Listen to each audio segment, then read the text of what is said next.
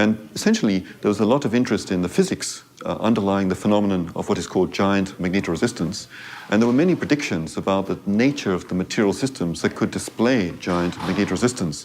Initially, it was discovered in a special magnetic multi-layered system, and whose properties were only revealed at low temperatures in very large magnetic fields.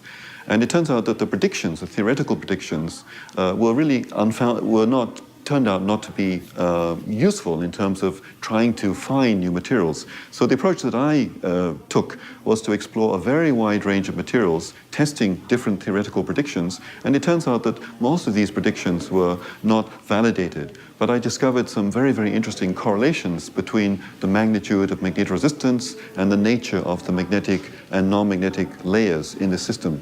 And also I discovered an entirely new phenomenon that had not previously been seen, that different magnetic layers could be magnetically coupled through nominally non-magnetic metallic spacer layers, and that this coupling would change its sign as you varied the thickness of this spacer layer by a few atomic layers. So magnetic layers would want to be coupled ferromagnetically for a particular spacer layer thickness. You change the spacing by just a few atomic layers, the coupling would want to be anti-ferromagnetic. The moments would want to be antiparallel. A few more atomic layer spacing, thickness increase, they would want to be ferromagnetic. So the coupling had this long-range oscillatory nature on the atomic scale.